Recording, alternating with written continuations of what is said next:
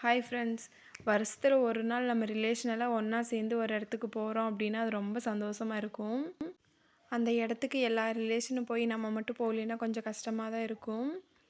இந்த வருஷம் காரமடை தேருக்கு எங்கள் சித்தப்பா சித்தி பெரியப்பா பெரியம்மா எங்கள் அம்மா அண்ணன் எல்லாருமே போயிட்டாங்க. நாங்கள் மட்டும் போக முடியல. அதுவே அம்மா ஊர்லேருந்துன்னா இன்னும் கஷ்டமாக இருந்திருக்கு. அவங்க கிளம்பும் போதெல்லாம் ஹஸ்பண்டோட இருந்தனாட்டி பெருசாக தெரியல. இருந்தாலுமே அம்மாட்ட ஃபோன் பண்ணி கிளம்பியாச்சா அப்படின்னு கேட்டு இருந்தேன். தேரோட தண்ணிக்கு போயிட்டு அடுத்த நாள் சாயங்காலம் தான் வருவாங்க.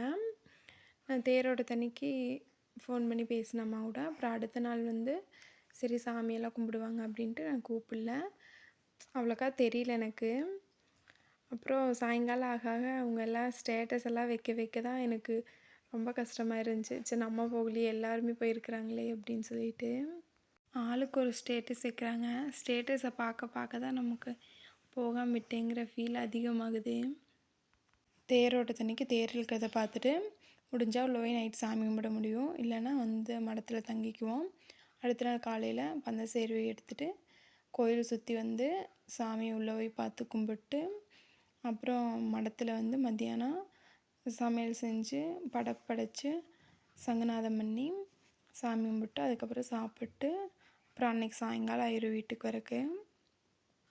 தேர் இழுத்துட்டு நைட்டு மடத்தில் வந்து தூங்குறவங்க தூங்குவாங்க. இல்லைன்னா பக்கத்தில் பட்டத்தம்மன் மலைக்கு போயிட்டு வருவோம்.